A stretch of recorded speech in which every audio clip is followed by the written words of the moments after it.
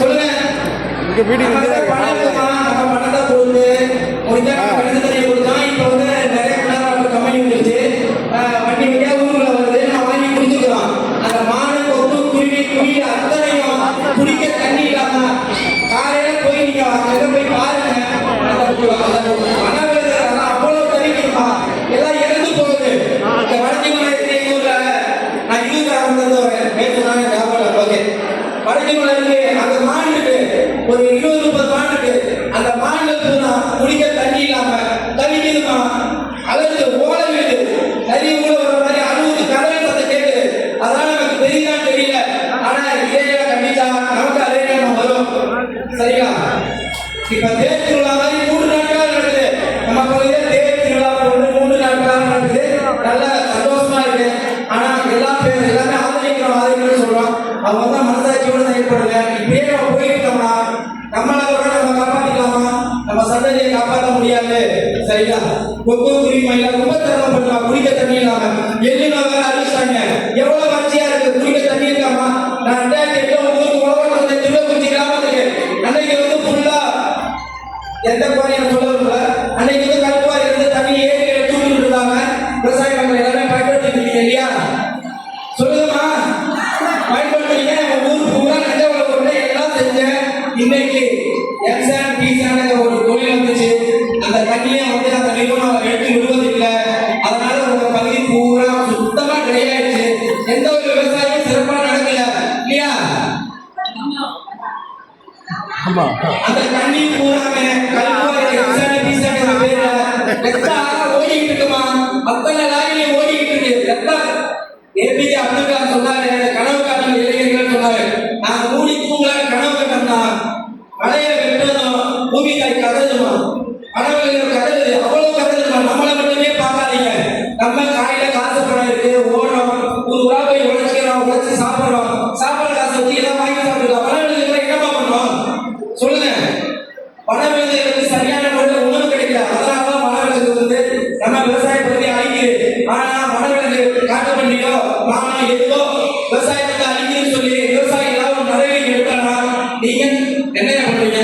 விவசாய நிலம் வளர்த்து போடுறீங்க, ஒயிட் போடுறீங்க, தண்ணி செய்வீங்க. உங்களோட பார்வை இல்லாமலே அழிக்குது. உங்களுக்கு கேட்க முடியா? சொல்லுங்க. கருத்து கருத்தை பதிவில்லையா? பாதிக்கப்படுது, பாதிக்கப்படுறது தெரிவிக்கலையா? சொல்லுங்க.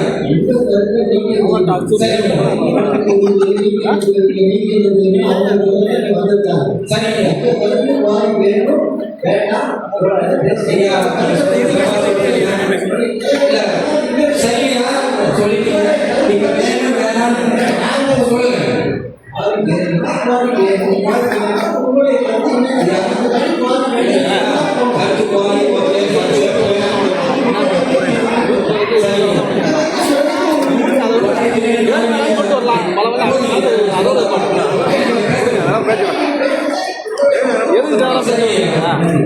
கல்பாரி வேணும்னாலும் விழாம இருக்க போறல, வேணாலும் இல்லாம இருக்க போறல. ஏன்னா என்ன செயல்படுறது எல்லாமே தெரியும். திராவிட ஆட்சியில இதே மாதிரி நடக்கும் போது திராவிட ஆட்சி வேணாம்னு சொல்றாங்க. புதுசா ஒரு ஆட்சியை கொண்டு வரீங்களா? அப்படி இருக்கும்போது புது ஆட்சி இருந்தது. ஆனா இதை வந்து நம்ம இது வேணா அது வேணாம் போயிட்டே இருக்கலாம். எதுவுமே நடக்காது. காப்பாற்ற யாராலும் வர முடியாது. உங்க ஊர் சாமி வராது, எங்க ஊர் சாமி வராது, எந்த சாமி வராது. இயற்கை பிரளயங்கள் ஏற்படும், பூகம்பம் வரும், எல்லாமே நடக்கும். அன்னைக்கு உங்களால யாராலும் எதையும் பண்ண முடியாது. இன்னைக்கு நான் ஒரு தனிநபர் பேசுறேன். பாதைகள் நீங்க நினைக்கலாம், நான் எந்த உள்நோக்கத்தால பயன்ல எதுக்காக செய்யல, எல்லாம் உங்களுக்காகவும் நமக்காகவும் வணிகர்களுக்காக பேசிட்டு இருக்கேன். கல்குவாரி இருக்குது, ஏகப்பட்ட மாதிரி இருக்கு. அது எல்லாமே அளவு கடந்து இருக்கு. சரிங்களா? ஐயா மத்திய கூப்பிடுறது எல்லாமே வேலை போயிடுவாரு. அந்த கல்குவாரி சரியான அரசு அளவில் இருக்கா? இல்லங்கிற பட்சத்தில் நீங்க என்ன நடவடிக்கை எடுக்கிறீங்க? இப்ப ஐயா கேட்டா கோவப்படுவாரு. அதான் வேற ஒரு பேசுகிறேன். சரியான முறையில் இல்ல, அரசு அங்கீகரிக்கப்பட்ட அளவில் இல்லாத போது நீங்க என்ன நடவடிக்கை எடுப்பீங்க? ஐயா கலெக்டர் வருவாங்க, பார்ப்பாங்க, சோழ வச்சு ஆய்வு பண்றோம் சொல்லுவீங்க. நியூஸ் பேப்பர் வரும், எல்லாம் ஐயா ஜம்முன்னு சூப்பரா வரும், 10 லைக் பண்ணணும், அதெல்லாம் ஓகே, ஐ அக்செப்ட். ஆனா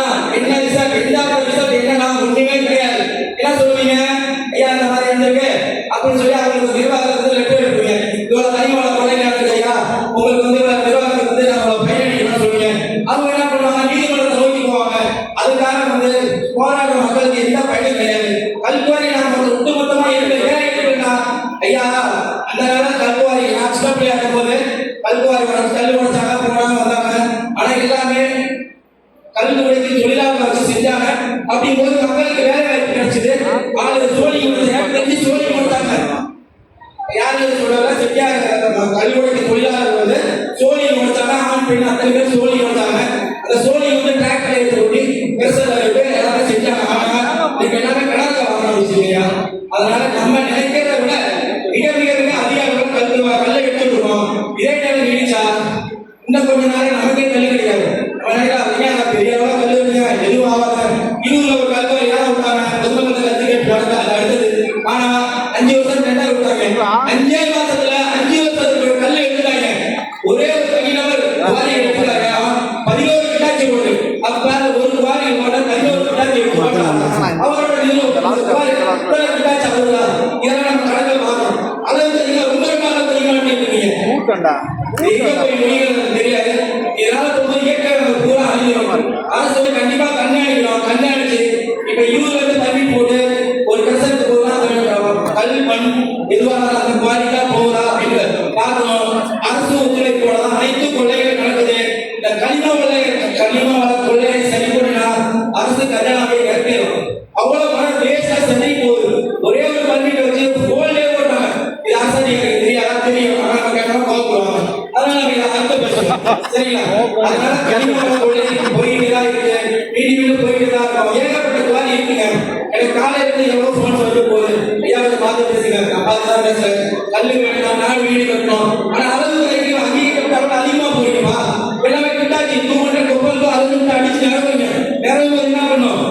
அதுதான் சொல்றேன். 4 மாசத்துல 4 வருஷத்துக்கு உடச்சு கொடுத்தீங்க. இப்படியே நம்ம தலைவரை அடிச்சு நொறுக்கிறோம். நொறுக்கிட்டோம்னா அடுத்து நம்ம பிள்ளைங்க எந்த கல்லை உடைக்கும்? நம்ம கந்தசாமி சொன்னாரு ஆமா அந்த வீடு நம்ம உடையதான் செய்யலாம். ஆனா அவன் பிள்ளை எதிர்த்து போவான். கொஞ்சமா மிச்சம் வைக்க தலைவா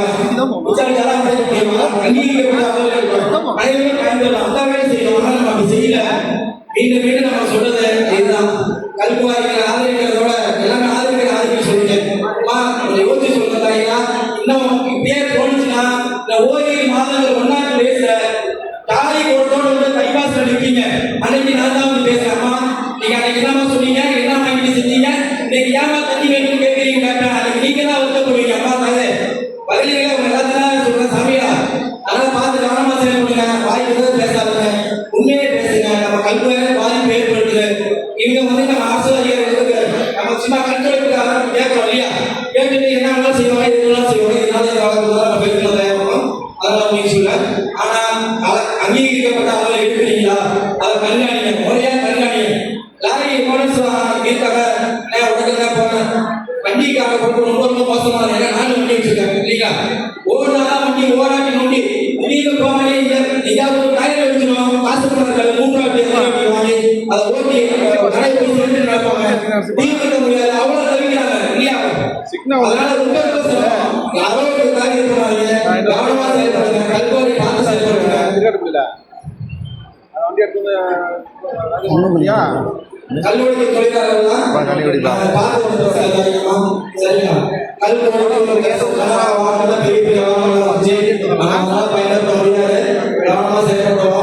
அரசு அதிகாரிகள் சரியான ரோட்ல போறீங்கன்னா